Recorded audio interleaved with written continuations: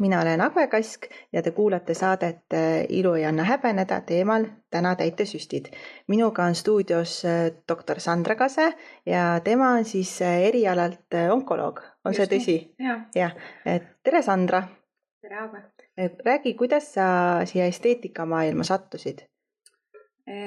No see on võib-olla isegi natukene selline pikem lugu, et ma tegelikult olin Hispaanias, tegin onkoloogiaalast residentuuri ja kuna ma siis spetsialiseerusin rohkem pea- ja kaelakasvajatele, just pahaloomulistele kasvajatele ja oli üks noor patsient, kes oli minuga suhteliselt samaealine ja tal võib öelda, et siis ravi käigus natukene mutileeriti teda, et ta nägi täiesti teistsuguse näoga pärast välja ja kuna ei olnud lihtsalt võimalusi taastada teda kuidagi või paremaks teha? Ta oli noor inimene, tal oli võib-olla selline administratiivne töö, kus ta pidi inimestega suhtlema ja tema nägu oli mutileeritud ja ta ise väga häbenes seda. Ja siis ma hakkasin mõtlema ja otsima nagu võimalusi, et kas keegi saaks teda reaalselt aidata.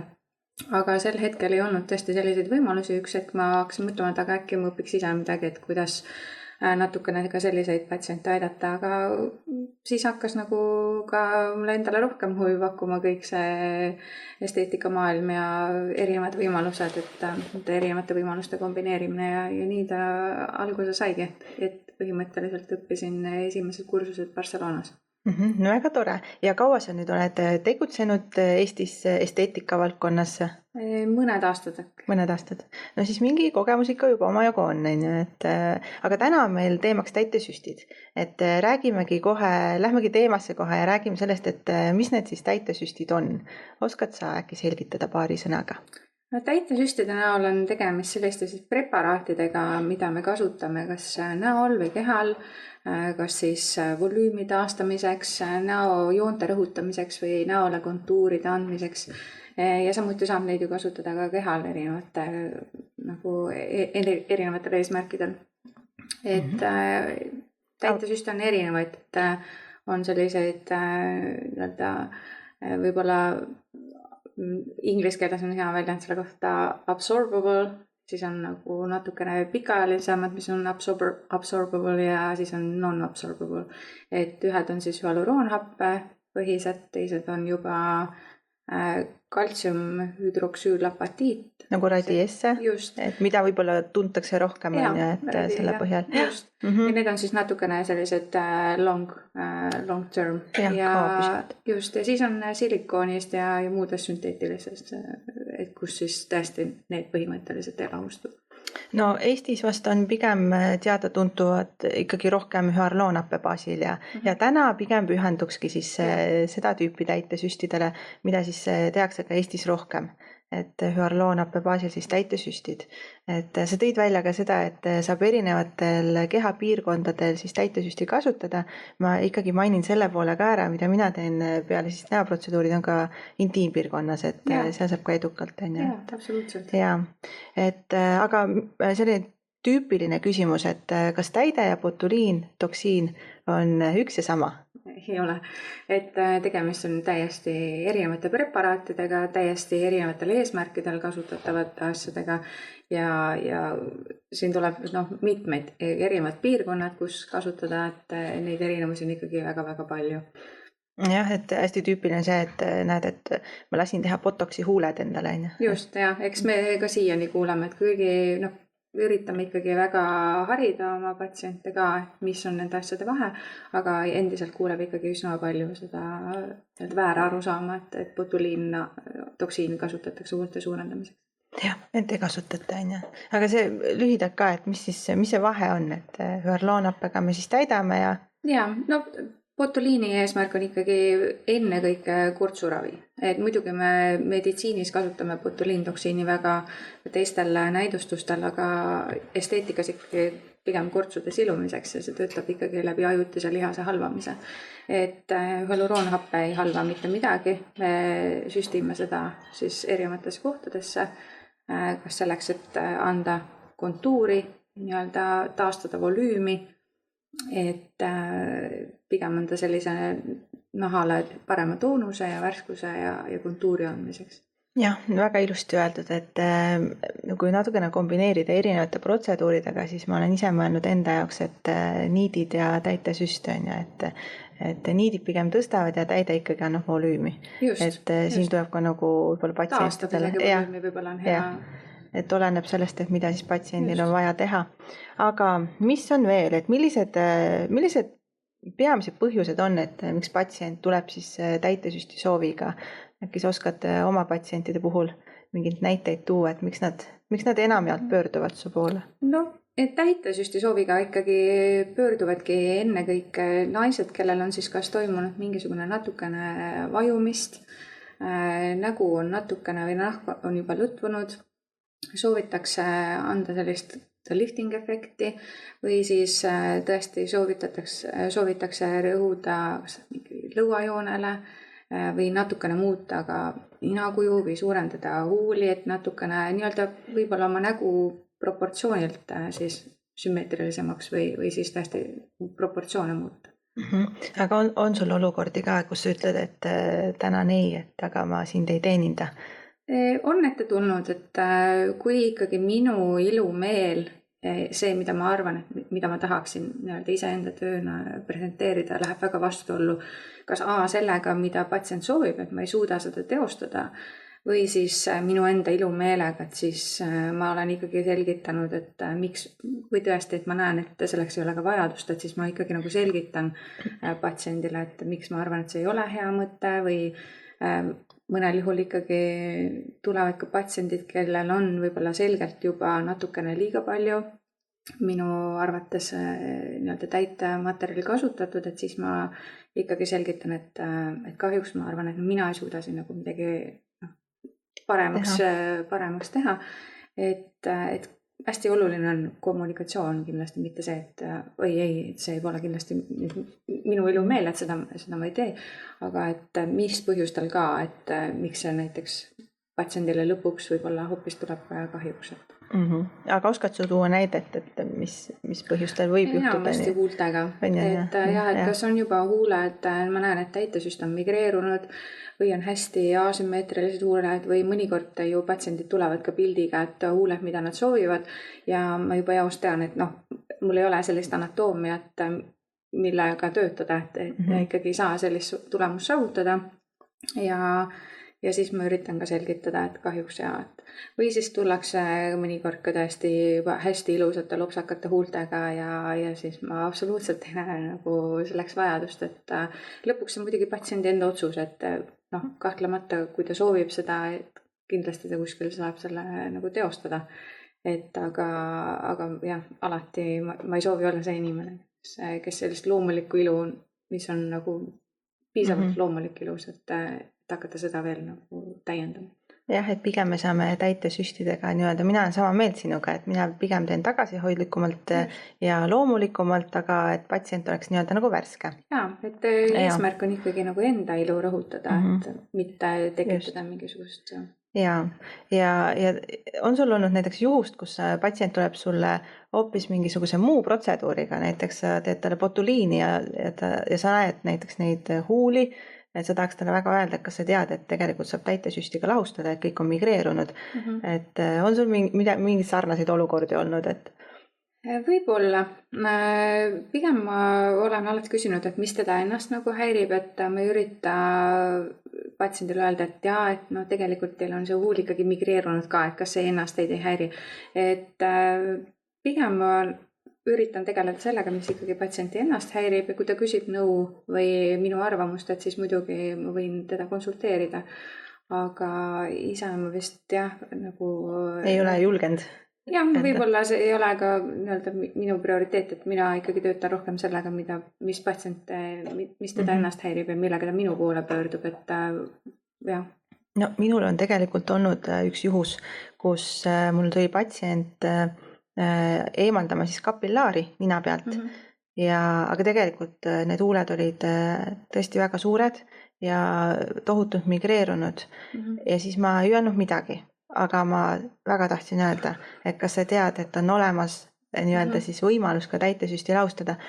ta läks ära ja mul kripeldas see hinge peal ikka väga kaua. Ta tuli ka tagasi, sest ma ütlesingi, et tule kontrolli tagasi, et vaatame, kas siis see kapillaar on kenasti läinud. No tegelikult eesmärk oli see, et ma nagu kogun julgust ja siis nagu, et kuidas ma nagu viisakalt suunan, et kas sa tead, et võiks nagu mõelda selle peale. Ja siis ta tuli tagasi, kapillaar oli just ju kadunud, kõik oli super ja siis ma mõtlesin, et okei, nii. Ma ütlen ja siis ma ütlesin, ka viisakalt ikkagi, et mitte, et kedagi solvata. Küsisin ka, et kuidas sulle need huuled meeldivad ja et mis mõtted veel on huulte osas ja siis ta ütles, et tegelikult nagu väga ausalt öeldes ei meeldi, aga nad ka ei lahustu ju ära, et on juba käinud nendega tegelikult juba aasta aega ringi ja paremaks ei lähe. Ja siis ma pakkusingi variandi, et tegelikult ju saab ka lahustada huuli, et kui sa valmis oled, et siis tuleb paneme aja ja teeme nagu korda, et tihtipeale inimesed ei tea, et täitesüste saab lahustada, et see oleks ka nagu oluline info. Jaa, kindlasti. Aga eks välimus ongi natuke väga tundlik teema kenasti jaoks, et kuidas sellele olukorrale nagu läheneda. Et sina kui professionaal, et tead neid asju, et kuidas sa siis ütled patsiendile, et nii, et ta ei tunneks ennast väga nagu puudutatuna ja haavatuna. Ja ega ma tõenäoliselt ise olingi näos punane ja süda oli, ma ei tea, pulss oli 200, mõtlesin, mis sealt nüüd tuleb, aga eks sa pead ära tunnetama, tajuma ka patsiendi, kuidas, kes, mis, aga seda küll, et näiteks kui tuleb patsient, kes tahab juurde süstida huultesse ja sa näed, et on migreerunud, siis tegelikult mina ütlen ausalt, et sul on siin migreerunud ja ei saa süstida peale, sest et see täide ju tegelikult läheb sinna, kuhu ei ole vaja, ja just. Nii ta on. Nii. Kes sul kõige noorem patsient on olnud muidu täitesüsti osas? Täitesüsti osas ei ole väga noor olnud, ikkagi 20+, pigem selline 23 äkki, 24, liiga noor ei ole ja üldiselt ma arvan, et sellised 20-ndates eluaastates inimestel on nii nahatoonus kõik piisavalt hea, et tegelikult tihtipeale ju ei vaja seda, et kui tõesti on soov midagi rõhutada või pigem noored naised tulevad huuli korrigeerima või huuli suurendama. Jah, miks ta nii ole küll. Niimoodi, mis siis veel küsimused meil siin on? Niimoodi, kohe ma vaatan. Nii. Sellest me juba rääkisime, kuhu piirkonda saab süstida. Ja mis on veel võib-olla täitesüstide osas, et üks on see, et me parandame näonahka, aga tegelikult aknaarmid. Et samamoodi on. Ja mitte ainult aknaarmid, aga muud armid, et mis tegelikult võivad hüaluroonhappe tulemusel nagu oluliselt visuaalselt paraneda. Ma mäletan, ma kuskil sotsiaalmeedias nägin sinu tehtud tööd. Ja see ei olnud küll ainult minu töö, et seal oli ikkagi laserspetsialist ka kaasatud. Aga kombineeritud nii-öelda. Just. Aga selle patsiendiga läks veel natukene edasi, et me ikkagi lasime kirurgilisele haava nii-öelda välja opereerida ja tegime siis ka enne botuliini, et see on ka täiesti võimalus teha siis enne operatsiooni botuliintoksiini. Et see haav iseenesest paraneks paremini ja see arm jääks väiksem, eriti nendel patsientidel, kellel ongi eeldus juba selleks keloidarmi tekkeks. Aga selle armi puhul sa täitesüsti kasutasid või üldse ei kasutanud? Ei, seal on tehtud laserlihvimist ja siis botuliintoksiini. Okei, selge. Nii, aga räägime sellest ka, et millised on täitesüstide eelised ja puudused võrreldes siis teiste vananemise vastaste protseduuridega, et oskad sa sellele küsimusele vastata? See on päris hea küsimus, sest et kui mõelda mingitele nii-öelda looduslikele alternatiividele, ma ei tea, et looduslikud alternatiivid, me kõik vananeme, paraku need protsessid leiavad niikuinii aset,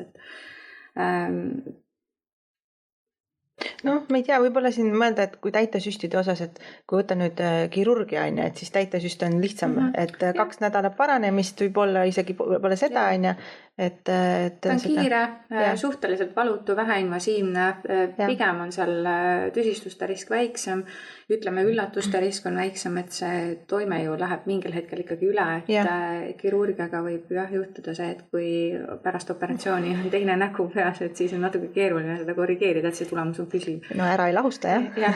Ja see, mitte ainult ei lahusta, aga see ei lähe ka üle. Just, jah. Et täitesüstid selles mõttes tõesti on ajutised ja ma arvan, et nendega ei saa ikkagi kui sellises optimaalses koguses kasutada, me ei saa ikkagi inimese nägu päris nagu teistsuguseks muundada, et teatud jooned ikkagi jäävad alles. Oleneb muidugi, mis eesmärk on saavutada ja kui palju täitainet kasutada. Ja, vot siin ongi see juba tegelikult ütlesid ise ära ka selle mõtte, et püsivus on ja et täitesüstid ongi ju, nad ei ole nii püsivad, et kui sa võtad kirurgia, siis kirurgia on sul ilmselgelt püsivam. Ja hinnateema kindlasti ka, ma arvan, et see on ikkagi aktuaalne. Ja, et hindade kohta tuli ka küsimus, mul tuli praegu meelde, et mis need varieeruvalt on siis täitesüstid 1 milliliiter? Ja ma arvan, et enamus kliinikutes nad jäävad sinna 250-300 euro vahele hetkel. Et ma arvan, et see on siuke universaalne pakkumine, et kõik tsoonid ja kõik sellised 1 milliliitrised süstmed enam-vähem sellise hinnavahemikku jäävad. Nii, ja kui kaua täitesüstide mõju kestab? Oskad sa kommenteerida? See ikka oleneb päris palju sellest ka, et kuhu me süstime, kui palju me süstime ja ka preparaadist endast, et muidugi, et keskmiselt võib öelda, et 4 kuud kuni 12 kuud, radiesse natukene kauem ilmselt, aga et kuskil keskelt läbi 4 kuni 12 kuud, aga see sõltub tõesti paljuski sellest, et kuhu süstitakse, millist preparaati, kas on hüdrofiilsem ehk siis natukene selline väiksema liiskossusega või suuremaga, et kõikidest sellisest pisikestest asjadest ja teine asi on kindlasti inimese elustiil, et kuidas me toitume, kuidas me magame, kas me käime trennis, päikse käes päevitamas, kõik sellised elustiili faktorid mängivad kindlasti ka rolli. Ja siin oli see küsimus ka muideks, et kas kui ma teen palju trenni, kas siis mul see täitesüst püsib vähem? No kõik asjad, mis ikkagi ütleme, mõjutavad metabolismi, et kõik need mõjutavad paraku ka seda, kuidas meie, kõik ainevahetuslikud protsessid. Ja vot ilukirurgia on selline tore grupp, kus ma ikka aeg-ajalt käin ja vaatan ka siis, mis seal küsitakse. Et seal oligi nii-öelda siis mingisugune jutuajamine ja öeldi, et no täitesüst 2 kuud ja huulest on läinud, et oskad sa kommenteerida, mis põhjusel või kus ta läheb siis 2 kuuga? No siin kindlasti on küsimus selles koguses, mida on süstitud ja teine asi on ka preparaadis, et on teatud preparaadid kindlasti, mis natukene on sellised hüdrofiilsemad ja lahustuvad natukene kergemini ja ka nii-öelda põletik, huulte puhul ikkagi tekivad teatud tursed ja kõik see tursega kaasnevad põletikulised reaktsioonid, et kui need põletikud või tursed siis alla lähevad, et siis nad viivad ka osa sellest preparaadist ikkagi endaga kaasa. Okei, aga kas ohatise nii-öelda sage ilmnemine võib ka seda preparaati siis nii-öelda rohkem välja viia, et näiteks kui ongi ju päris paljudel on ohatised, eriti ka peale siis süsteprotseduuri see avaldub, et kas soodustab ta seda siis? See on hea küsimus. Kui mõelda, tekib sul põletik, et selle koha pealt, et siis ju täitsa võimalik, et tänu sellele ka see preparaat siis läheb sealt kiiremini välja. Kaudselt. Ohatise küsimus oli ka, et mis sa soovitad patsientidele, kui neil on ohatis, sa tead juba ette, et tekib? Ja. Soovitan võtta siis rohtu enne protseduurile tulekut ja siis ka pärast vahetult. Et ikkagi võimalikult minimaliseerida, eriti kui tõesti inimene teab, et on suhteliselt kindlasti alati mingisuguse ohatise viskab. Et minul on üks hea juhus, et tegin sõbrannale huuli ja ma alati küsin, et kas ohatis käib või ei käi. No käis 10 aastat tagasi ja siis mõtlesin, tõenäosus on ju väga väike, et uuesti välja tuleb, aga tegelikult ei ole. Tuli kenasti välja peale süsteprotseduuri, midagi ei juhtunud selles mõttes, et lihtsalt tavaline ohatis ja tuligi ravi peale, aga iseenesest hea õppetund mulle endale, et ikkagi kui see ohatis on käinud üle, et siis võiks ju võtta 3 päevagi kas või enne nii-öelda, siis mina üldiselt soovitan atsikloviiri, et seda võtta et käsimüügis peaks ka nüüd olema kenasti ja sellega nagu võiks maandada neid riske. Et ei taha sinna põletiku peale saada. Niimoodi, et kas täitesüst on ohutu? Ja, ma arvan, et ohututest kätest on ohutu, et kirjanduse alusel tegelikult öeldakse, et kuskil alla 1% nii-öelda täitesüstidest tekitavad mingisuguseid tüsistusi või komplikatsioone. Aga noh, me saame ju ka pidada näiteks hematoomi kõrvaltoimeks, et nende kõrvaltoimete nii-öelda hulk ja mastaap on täiesti erinevad. Et tõsiseid kõrvaltoimed muidugi ikkagi esineb ikka väga harva, et kui me räägime juba täiteaine sattumisest arterisse ja sellega kaasnevatest muudest riskidest. Aga ma arvan, iga asi on ikkagi ohututes kätes ja et nii-öelda spetsialisti käel on need protseduurid oluliselt ohutumad. Mina arvan nagu natuke vastupidi. Et selles mõttes, mina arvan seda, et kõik, kes teevad, isegi kui nad on 10 aastat süstinud, võib ikka juhtuda.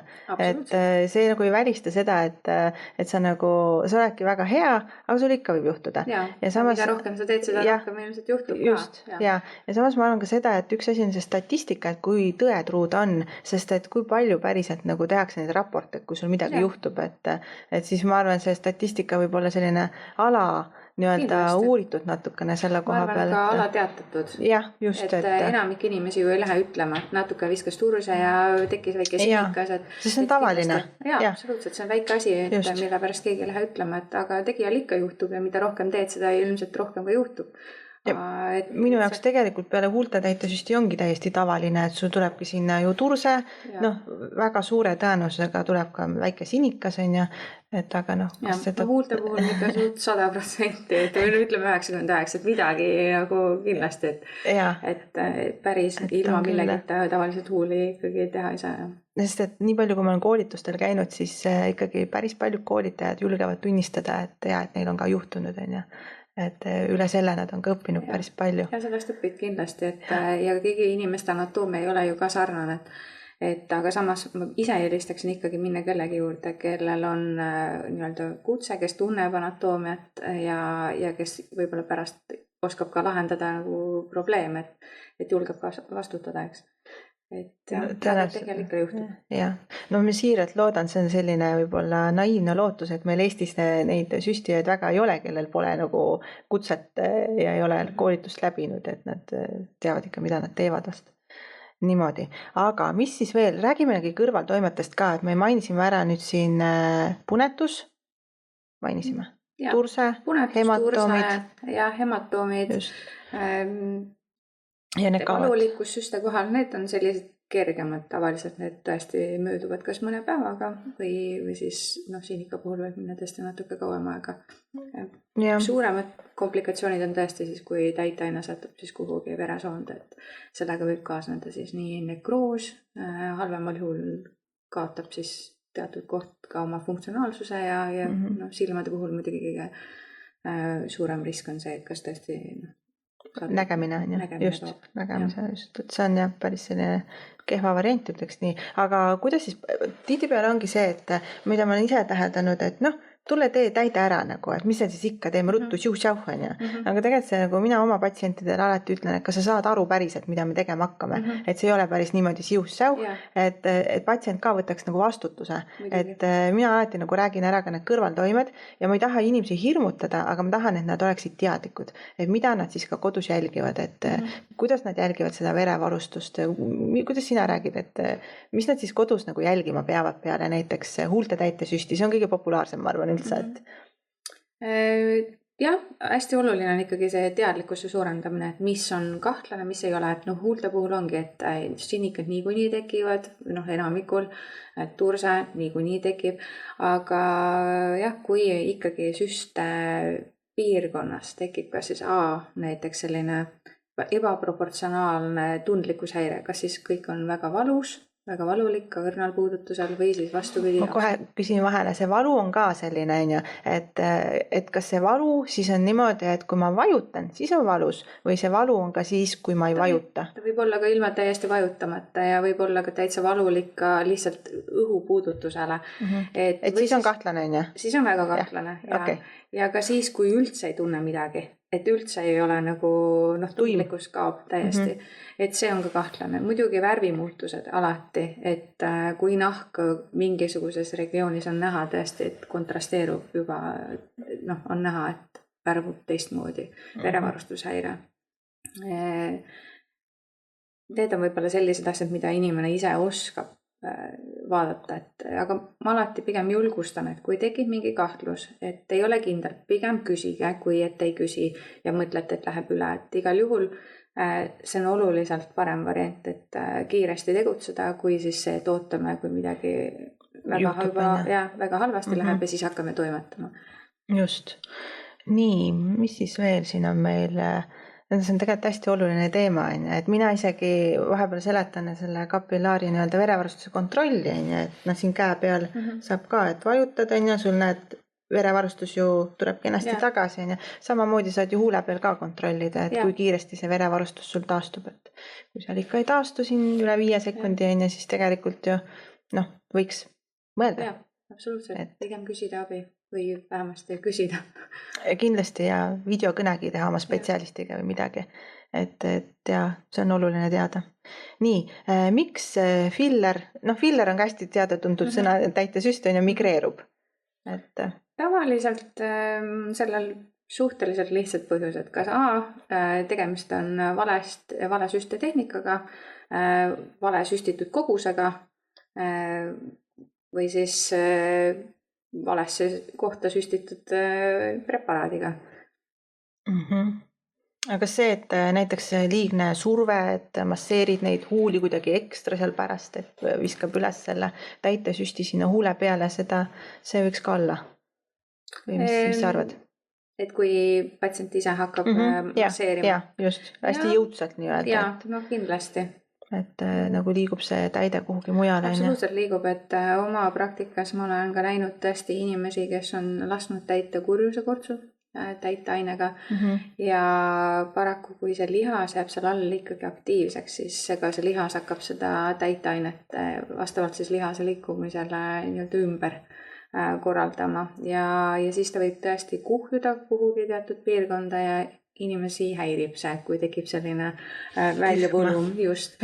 Ja ma olen näinud, kus siis ka patsient tõesti isa seda täiteainet siis erinevatesse suundadesse laiali üritab masseerida, et lihtsam on teda siis sinna nina poole tuua, et kus tõesti täiteaine on sattunud ka tõesti nagu kulmude alla, nina peale, et masseerimisel on tegelikult omad tagajärjed. Ja, siin on ka veel, et silmaaluste kohta just, et miks aasta peale süstimisteks aasta tagasi tehti siis silmaaluste täidet ja miks nüüd peale siis 1 aastat tuleb silma alla selline kotikene, turse, et mis seda siis põhjustab, sest ju see on ju aasta tagasi tehtud protseduur. Ja, muidugi silmaalused on üldse selline tundlik piirkond, et seal on õhuke nahk ja täiteaine eesmärk on ju paljuski ka vett siduda. Et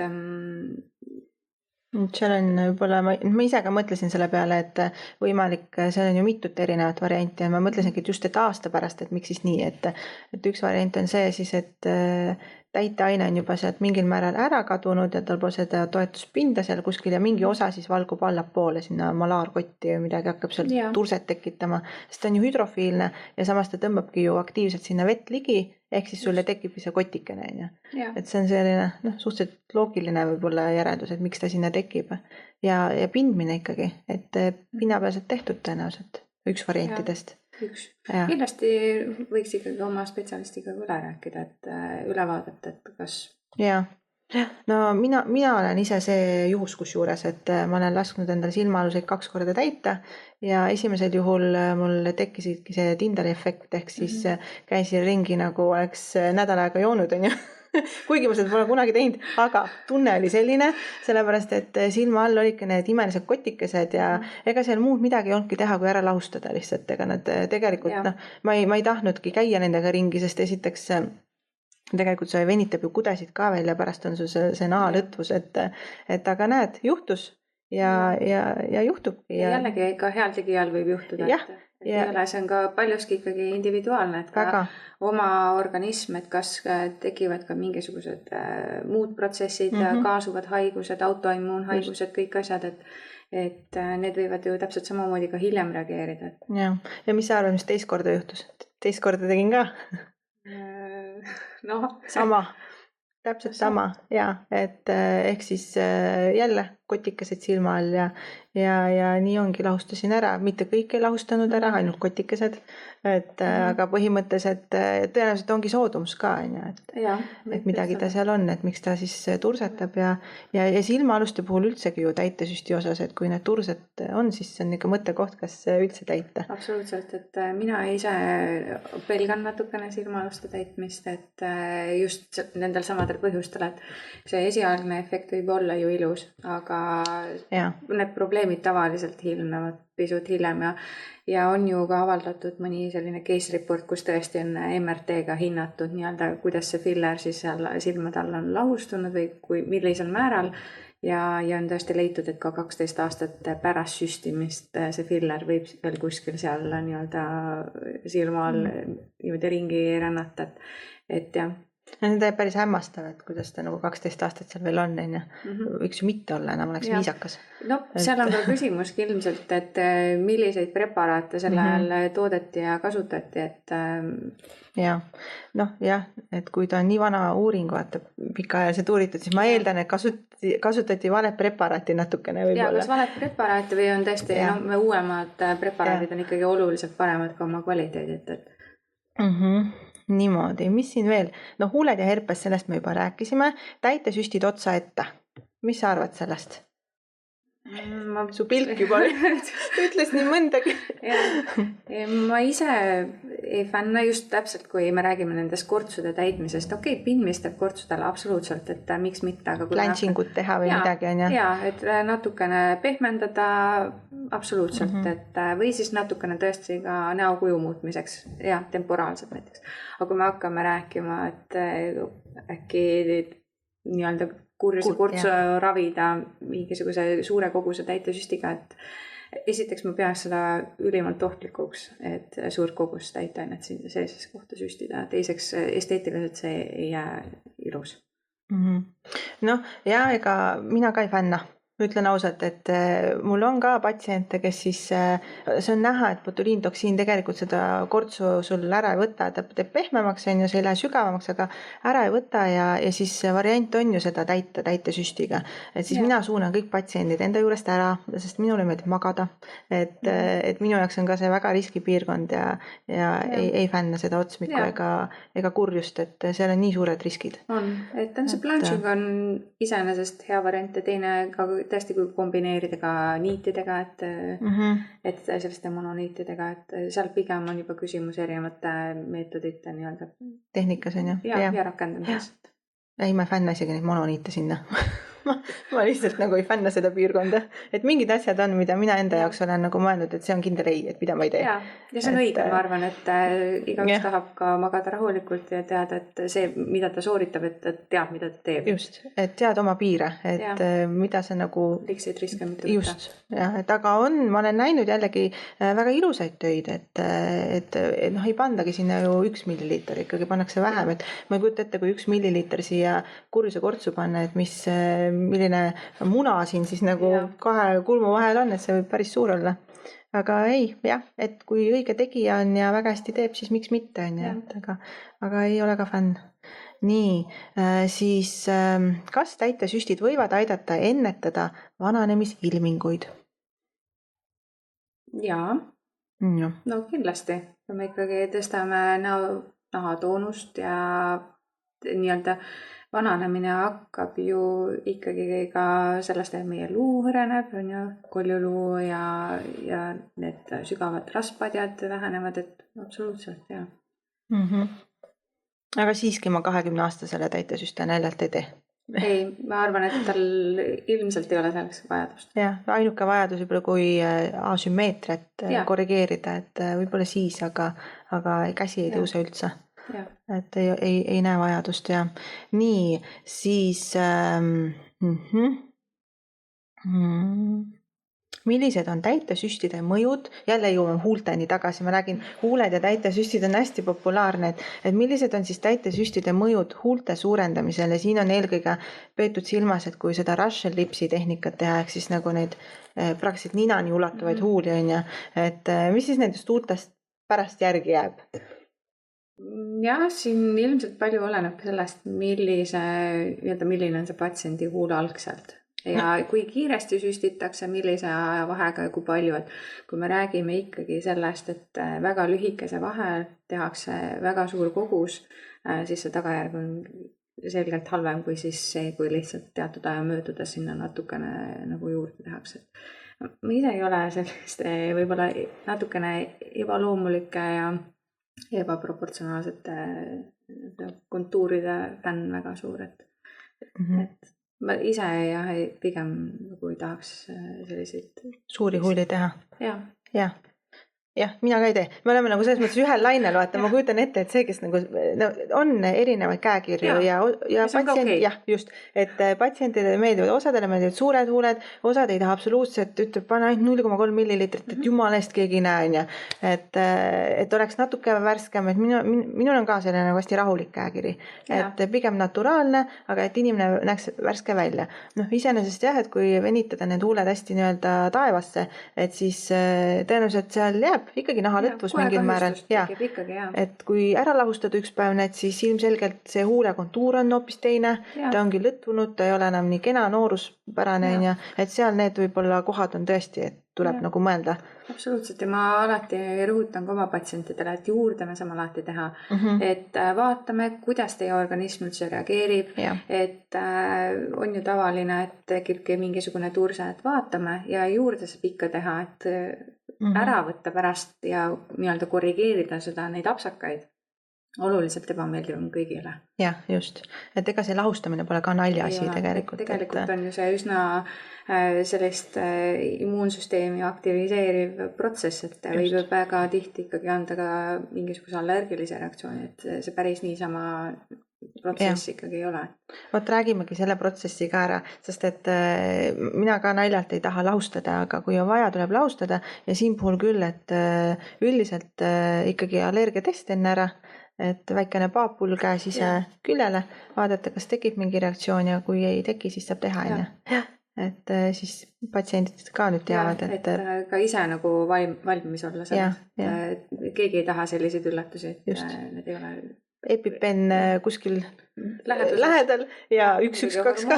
Ja telefon käe pärast, hormoonid, allergiavastased ravimid, et peab olema ikkagi selles mõttes valmis, et tihti ju ka ei ole see, et kohe patsient saab süsti ja siis 10 sekundi pärast on kõik, et mõnikord ju inimese organism reageerib ka latentsiga.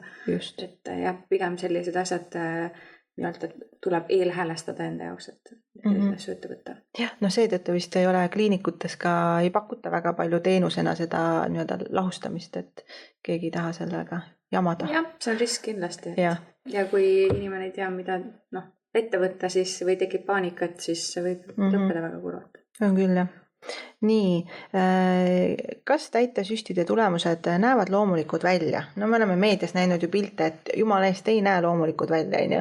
No jällegi, et see on see ilumeel, et kuidas te valite oma tehnikut ja mida te ise soovite. Et ma arvan, et näevad ju loomulikud välja, kui sa räägid oma nii-öelda spetsialistiga läbi, mida sa soovid saavutada ja tema ütleb, kas see on reaalne, kuidas seda saavutada, võib-olla hoopis soovitab mingisugust teist lahendust, et absoluutselt on loomulik. Meie eesmärk ei ole ju kedagi muundada, ufoks teha, et ikkagi eesmärk on rõhutada seda ja anda nii-öelda taastuda seda enda volüümi ja mahtu, et eripära tuua esile kas või näiteks, et mis oli võib-olla siin 5 aastat tagasi. Nii, mis siis me vaatame siin? Kohe ma küsin veel midagi. Nii, mida vältida enne täitesüsti protseduuri? Nüüd pigem võib-olla sellist, pigem tulla ilma meegita, ütlen. 2 nädalat võiks olla, vanasti me rääkisime ikkagi vaktsiinist, et pigem võiks sellest olla vähemasti 2 nädalat möödas, kui mingisugust vaktsiini tehakse. Mitte ainult nüüd COVID vaktsiini, sa mõtled, vaid üleüldiselt vaktsiine? Hambaraviprotseduuridest võiks olla ikkagi mõnda aega igaks juhuks möödas. Vereveedeldavad ravimeid võiks vältida igaks juhuks. Ja hästi huvitav selline toidulisandid ka võib-olla, et see kalaõli, kalamaksõõli just ja E-vitamiin. Ja, mis nii-öelda seda veritsust või veritsuse riski suurendavad.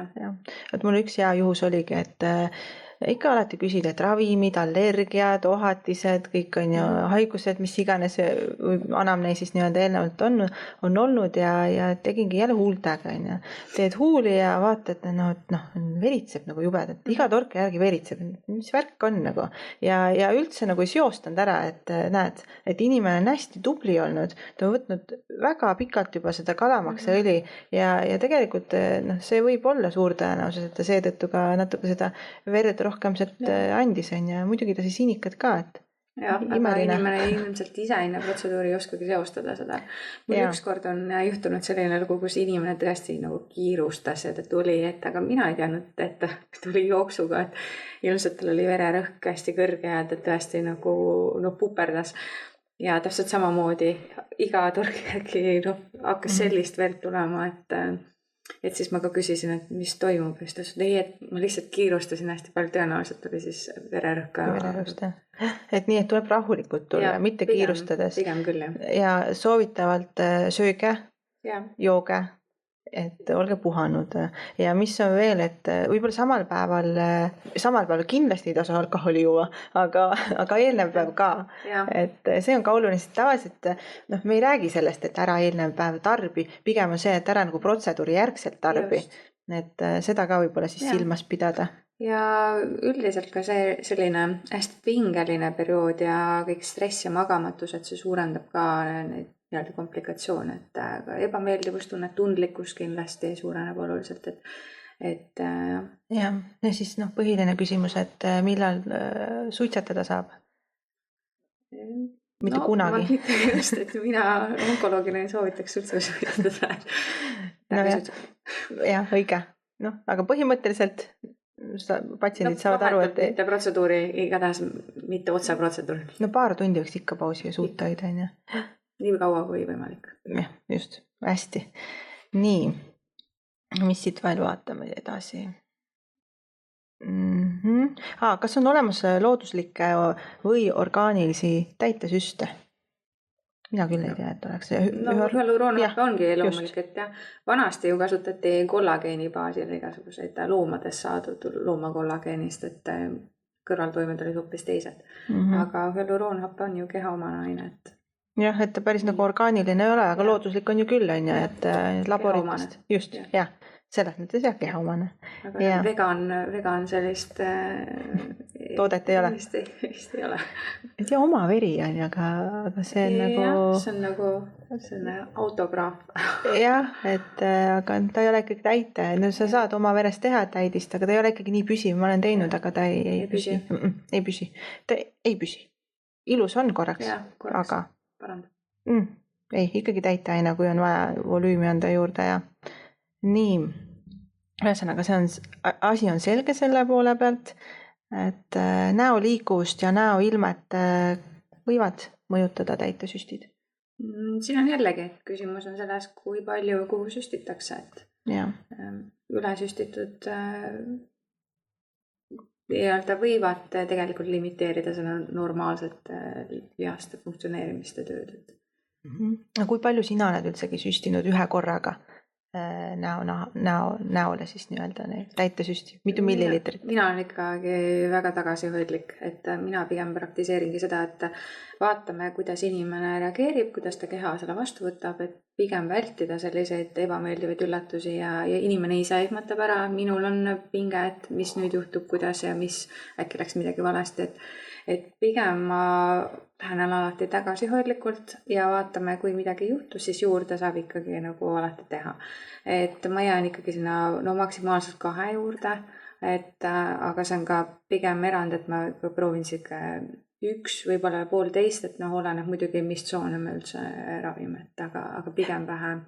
Ja protseduuri kohta oli ka küsitud, et kuidas see protseduurina käib, et mõtlesin ise ka selle küsimuse peale, et mis mõttes, et võtad nagu selle ju süstla välja ja süstid.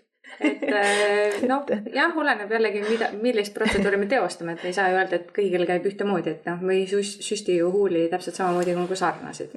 Et aga enne tõesti ikkagi puhastad naha ja siis võib-olla mõni inimene kontureerib, mina näiteks tavaliselt sarnade puhul kindlasti kontureerin, huulte puhul, kuhu ma siis sinna kontureerin, et ju ei tee. ja siis peab lihtsalt õige koguse õigesse kohta ja õigesse sügavusse süstima, et nii ta käib. Just, ja õige preparaat. Just, valida. Just, nii ta on jah. Aga iseenesest ma mõtlesin selle peale ka, et võib-olla nagu tehnika, et mina viimasel ajal olen väga palju hakanud kanüüle kasutama. Mina olen täiesti kanüüli usku ja kanüüli fänn. Et ma ei tea, kuidas sinuga lood on? Nii üht kui teist, et on teatud asjad, mida mulle meeldib teha kanüüliga, teatud, mida meeldib nõelaga, et lihtsalt ka see, et mul on see nii-öelda kontrollitunne ja nõelal on omad eelised ja samas ka omad miinused, just, et mulle meeldib kanüül, mulle meeldib üldse nagu kanüülidega niimoodi mängida, aga samas ma eelistan nõela teatud protseduurid puhul lihtsalt sellepärast, et ma tahan, et ma saaksin õige koguse toodet õigesse kohta, et ma tunnen, et ma saan nii-öelda natukene nagu iseenda jaoks parema kontrolli. Jah, näiteks lõuatipp, seda ma teen ka nõelaga ikkagi, et on nõus, teatud kohad jäävad, et kus sa tahad nagu täpsust väga, et kanüüliga saab ka tegelikult, aga kanüüliga saab nagu pehmemat hajutada seda täidet. Et nii ta on ja kanüüliga mulle tundub, minu jaoks on nagu turvalisem. Absoluutselt, kindlasti ongi. Jah, et on ikkagi, just. Sest et nõel on ikkagi terarist ja sellega on väga suur võimalus ikkagi vales kohas nagu palju kahju teha, et kanüül on ikkagi pehmem ja pigem veen ja arter selles mõttes ei ole nii penetreeritavad kanüüli poolt. Lükkab eest ära, eriti käte puhul on väga hästi näha seda, kuidas mulle selles mõttes käsi meeldib väga teha, et sa nagu näed täpselt, kuidas see soon liigub eest ära selle kanüüliga, et üliäge on. Et nii, aga selle kanüüliga võib ka juhtuda. See ei ole 100%, on ju. Kõigega võib juhtuda. Täpselt, et mis ma tahtsin, kui mul endal jälle kogemus kanüüliga oli, et huuli olen teinud viimasel ajal päris palju, et nendega saab väga ilusad sellised loomulikud ühtlased tulemused ja alati juhtub siis, kui nagu ei taha, et juhtub, et tegelikult sa ei taha üldse, et juhtub sinikas või nii, on ju. Aga patsient ka ei tahtnud, et juhtub sinikas, tuli sinikas, on ju. Et vahet ei ole, on see siis kanüül või nõel, igal juhul võib tulla. Et sellest me ei saa garanteerida. Nii ongi, et ükskord ma tegin seda profilat ja siis patsient küsis, et ega siit sinikat ei tule. Ma ütlesin, ma ei usu, et tuleb, et kunagi ei ole tulnud ja siis tuli väga suur sinikas ja seda ei ole kunagi rohkem juhtunud ja seda ei olnud enne juhtunud ja just seda patsiendiga juhtus. Murphy seadus. Ja, on. Niimoodi. Järelhooldusest ka võib-olla räägin paari sõnaga, me midagi juba oleme rääkinud, aga et just, et mida nagu tohib teha peale täitesüsti ja mida ei tohi teha. Ja vältida suitsetamist, alkoholi tarbimist kindlasti. Aga kaua siis alkoholi ei tohi tarbida? Ma olen ikkagi öelnud, et samal päeval kohe kindlasti vältida ja pigem ettevaatlikult nagu järgnevad paar päeva. Et päris ei ole öelnud, et nüüd kindlasti klaasi veini ei tohi juua, aga nagu kõigel on mõõdukus selline hea asi. Saunad, spaad, ja see on ka, et basseinid. Mitu, kas nüüd 6 aega, 2 nädalat, 2 päeva, mis sa ütled? Samal päeval kindlasti ja esimesel nädalal ma soovitan pigem ettevaatlikult, et vältida selliseid liigselt intensiivseid ettevõtmised, spordid, need saunad, spaad, et pigem nagu... Paar nädalat? Nädala. Ikkagi. Mina ikka ütlen, et 2 nädalat. Ei lähe. Sauna, vanni, basseini ja siis, aga omal vastutusel lähed varem, et siis sinu oma vastutus. Ma olen jäänud võib-olla sellise nagu strictly osas nagu nädala peale. Ja mis siis ei hõõru, masseeri neid kohti, et pigem selliseid... ja teised näohooldused ka, et võib-olla oodata, on ju. Igasugused laserid, et eriti need mikroniidling protseduurid ja kuumutavad asjad, et kohe pärast täitesüsti kindlasti ei tee neid torma just. Pigem oleks mõistlik need enne ära teha ja siis täitesüst, on ju. Ja ka pärast, enne täitesüsti võiks ka olla väike vahe, et mitte see, et me täna teeme ja siis homme tuleme täitesüsti tegema. Aga pärast kindlasti, et mitte kohe minna. Aga natuke jälle hüppan teemasse, mul tuli mõte jälle, et see liquid facelift, et võib-olla paljud ka teavad seda mõistet juba, et see siis on nii-öelda nagu... Mitte kirurgiline, siis täiteainete abil siis mitte kirurgiline facelift täiteainete abil. Need kombineeritud erinevatest siis protseduuridest ala näiteks botuliintoksiin ja täitesüst, et kui palju see, tegelikult ma tean, sa ei harrasta seda vist. Ei harrasta. Ei harrasta, aga on kliinikud, mis harrastavad, ma arvan, et need teavad kuhugi sinna 1000 euro piiri peale vist hinnaklassi poolest. Et sina ei armasta teha ka botuliini samal päeval, kui sa teed täidet? Täitsa oleneb, et kui ma teen näiteks sarnad ja kurjusekortsu, ma ei näe sellel erilist nagu takistust. Aga et jah, et kui krobeline lõug ja lõuatäide? No ma ei teeks, ütleme, mentaali selle botuliini ja siis täitesüsti kohe sinna otsa samal päeval, et ma ikkagi ootaksin esiteks seda botuliini efekti ära ja siis vaataks, et kui palju üldse see ju tegelikult väga palju võib muuta nagu üldse seda, kas esiteks seda protseduuri on hiljem üldse vaja ja teiseks ka see, et kuhu siis seda täiteainet üldse teha, et see võib päris palju nagu muuta ka seda protseduuri käiku. Ja siin on nagu selline küsimus ka, et osad patsiendid tulevad just nasolabiaali piirkonnaga ehk siis nina-suu vahelised nii-öelda need voldikesed ja ütlevad, nad tahavad sinna kohe täidet saada, aga sa teed kohe sinna täite? Ei, ma ikkagi pigem vaatan selle sarna olukorra üle, et ma ei soovita, erandeid kindlasti on, aga nägu ju ei hakka vananema altpoolt ülespoole, et pigem ju vajumine toimub ikkagi ülevalt poolt allapoole ja rõhutada seda näo keskosa, see võib-olla korrigeerib juba seda nasolabiaali sellisel määral, et me saame vaadata, kas ja kui palju sinna seda täidet on vaja. Et see võib tegelikult üldse lõppeda sellega, et me teeme sarnad ja inimesel tegelikult neid nasolabiaali ei ole vaja. Mulle nii meeldib sinu see lähenemine, sest mul on sama. Et täpselt samamoodi, aga vahepeal on päris raske nagu ümber veenda. Et sa nagu pead nagu veenma ümber, et tead, et nagu sa ei ehita nagu fundamendita, et sul on vaja fundamenti ja et kus sa siis pihta hakkad, et sa ei hakka katust kohe ehitama peale. Just, et ikkagi alustame sealt, kus probleem alguse saab ja vajumine ikkagi toimubki ülevalt poolt allapoole. Teiseks, et kui seda alumist poolt nüüd hakata väga jõuliselt täitma, siis lõpuks me saame selle näo alumise poole väga jõulise ja siis ei ole ka see, mida tegelikult ju patsient tuli, et ta ju soovis lihtsalt seda probleemi korrigeerida. Nüüd me oleme teinud selle näo alumise poole ümmarguseks ja vananemine ülevalt poolt ja vajumine. Just. Et seda tuleb selgitada, aga muidugi inimene tuleb ju, soovib saada vabaneda sellest probleemist, millega ta sinna tee juurde saabus. Võtame ühe siit selle müüdi ka vahepeal, et täitesüstid on väga valusad. No ei tea, kas ikka on. Paljudel täiteainetel on ju tegelikult tuimestusaine juba sees. Ja ma ei tea, kas nad on ikka nii valusad. Oleneb võib-olla piirkonnast natuke. Jah, aga ma arvan, see on ikkagi suhteliselt individuaalne. Ja individuaalne ka, et päris nagu müüdi pähe, ma isegi nagu ei paneks seda. Et samas ju, ma ei tea, kui keegi mind süstib, mul on ikka jube valus kogu aeg. Jaa, aga botuliin on ka ju valus. Ongi, ja täiesti 100% nõus, et ma arvan, et iga torge mingil määral on valus, aga et mitte nagu nüüd ta ei ole talumatult valus. Et nagu sa ütlesid, siis tuimestus on sees ja mingi hetk nagu see tuimestus hakkab toimima, siis sa nagu ei tunne seda enam nii palju.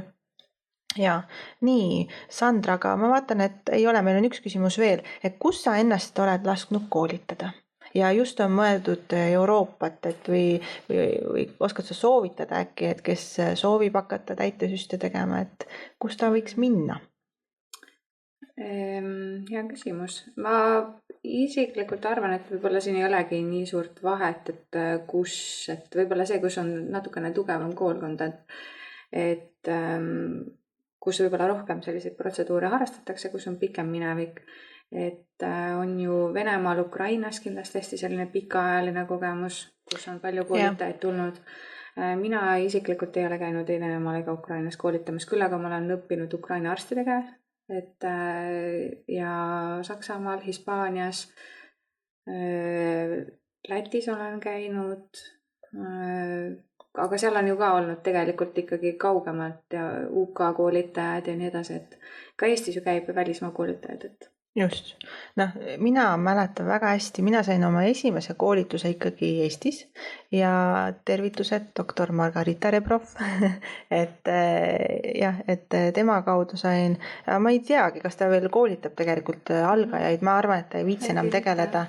Mina Eestis vist esimene oli ikkagi doktor Mari Laasma juures, et kes ju ka aktiivselt koolitab ikkagi. Jah, et saab sealt vaadata. Aga vast kõige mõistlikum on ikkagi niimoodi, et kui sa juba nagu mõtled õena või arstina, et tahad minna esteetikasse, vast oleks mõistlik kliinikusse tööle minna, sest et sa juba kuskil kohe ka harjutama. Et ega sa pole mõtet õppida ja siis on sul 8, jah, et ikka kohe hands-on ja hakkab pihta, et ega seal muidu ju. Muidu jah, öeldakse, et kui 2 ööpäeva jooksul neid teadmisi ei rakenda, siis ei rakenda neid kunagi või kaotad need kiiresti. Väga kiiresti kaotab. Aga kes mulle nagu tegelikult endale väga sümpaatsed on ja kelle nii-öelda koolitusi olen saanud mina läbi interneti, on siis doktor Harris, Stevie Harris. Et minule meeldib, et kui ongi algaja, kes tahab hästi turvaliselt teha kõike, siis minust doktor Harris on ideaalne ja tal peaks olema ka see akadeemia. Jah, on. Muidugi neid on päris mitmeid, et tema on üks ja YouTube'is leiab ja isegi Instagramis leiab, et mina vahest vaatan ja tutvun ka teiste töödega, et väga paljud muidugi sellist päris akadeemiat ei tee, et nad räägivad, aga materjal on ikkagi üsna ohtralt. On jah. Nii, aga mulle tundub, et me oleme valdavalt selle täitesüstide teema ikkagi läbi rääkinud. Et on sul endal mingeid mõtteid, mida sa kindlasti tahad veel, soovid lisada juurde? Võib-olla, mis enda praktikast on nagu tulnud, et inimesed natuke rohkem tunneksid ka huvi, milliseid preparaate nende puhul on kasutatud, et vahest tõesti tuleb, et ei tea, mida on tehtud, et on juba 5 aastat püsinud, et ära ei ole hajunud, et siis ma natuke küsin, et aga mis preparaadiga on tegu, et see ei ole päris nagu loomulik, et ikkagi hea kvaliteetne preparaat peaks lagunema.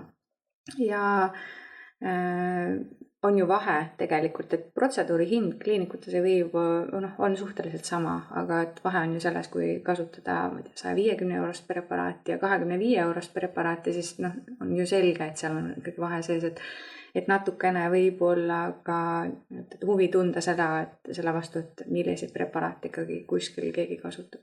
Ja mis mul tuli praegu selle preparaatide hinna suhtes meelde, et ärge jumala eest tellige kuskilt eBayst, AliExpressist või mis iganes saidi pealt endale mingit hüalpenni ja ärge laske palun seda huulda.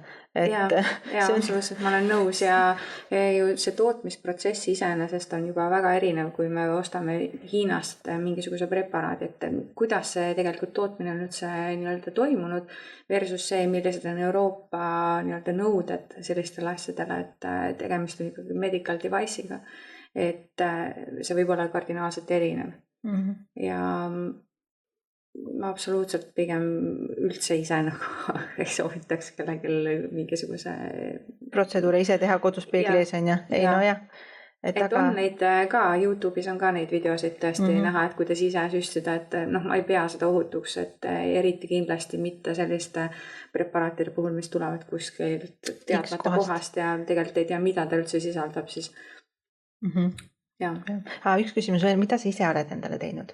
Oled sa täitesüsti süstinud? Ma olen praegu rohkem sellise botuliini usku olnud veel, et ma arvan, et jõuan, et niisutavaid protseduure, ma olen ikkagi süsteprotseduure ja lasereid, et praegu natukene rohkem seda, et küll jõuab nagu muud ka. Jah, pole vajadust otseselt. Sarnadel kindlasti. Okay. Et aga muidu tavaliselt ongi, ma küsingi lõppu sellega, et nimeta need 3 protseduuri, mis sa nagu endale kindlasti korra aastas lased teha. Botuliin, niisutavad protseduurid ja laserid kindlasti. Eks need kõik sellised 3 põhilist inimkasutatavat asja ongi. Jah, eks ta nii ole jah. Aga igal juhul, Sandra, suured tänud, et sa tulid ja vastasid küsimustele nii ausalt, et aitäh sulle. Aitäh kutsumast.